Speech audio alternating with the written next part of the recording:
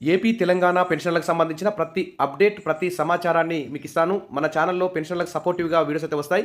ప్రజాప్రతినిధులందరికీ చేరి మన యొక్క సమస్యలన్నిటి పరిష్కరించే విధంగా కృషి చేద్దాం. మన ఛానల్ ద్వారా సబ్స్క్రైబ్ చేసుకోండి. వీడియోస్ లైక్ చేయకపోతే వెంటనే లైక్ చేయండి.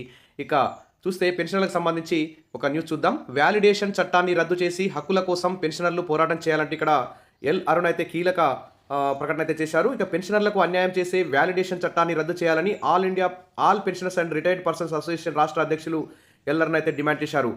ఇక్కడ ఈ సందర్భంగా ఆమె మాట్లాడుతూ 2026 జనవరి 1 నుంచి సెంట్రల్ గవర్నమెంట్ పాత పెన్షన్దారులకు బెనిఫిట్స్ ఇవ్వకుండా కొత్తగా రిటైర్మెంట్ అయిన వారికి మాత్రమే బెనిఫిట్ ఇస్తామని ఈ వాలిడేషన్ చట్టాన్ని అయితే తీసుకొచ్చారు. దీనివల్ల 2026 జనవరి పాత పెన్షన్ ఈ నిర్ణయం వల్ల పాత పెన్షన్దారులకైతే కొంచెం అన్యాయం జరిగే అవకాశం ఉంది. కాబట్టి మరి ఈ చట్టం వల్ల పాత పెన్షన్దారులకు తీవ్ర అన్యాయం జరుగుతుంది. కాబట్టి వెంటనే ఈ చట్టాన్ని రద్దు చేయాలని అరుణ్ అయితే డిమాండ్ చేశారు. ఈపీఎస్ పెన్షన్దారులకు కనీస వేతనం 9,000 ఇవ్వాలని కేంద్ర రాష్ట్ర ప్రభుత్వాలు పెన్షన్ బకాయిలు వెంటనే చెల్లించాలని డిమాండ్ చేశారు. పెన్షన్ యాక్ట్ మే 2025ను కేంద్రం వెంటనే రద్దు చేయాలని డిమాండ్ చేశారు. ఈపీఎస్ పెన్షన్దారులకు హెల్త్ కార్డులు ఇవ్వాలని కోరారు. గ్రాట్యుటీని కూడా కేంద్రం చెల్లిస్తున్న మాదిరిగా 20 లక్షలు చెల్లించాలని సూచించారు. సివిపి మినహాయింపులను 12 సంవత్సరాలకు కుదించాలన్నారు. ఇక 398 వేతనంతో పనిచేసిన టీచర్లకు నోషనల్ ఇంక్రిమెంట్లు ఇచ్చి పెన్షన్ బెనిఫిట్లు ఇవ్వాలన్నారు.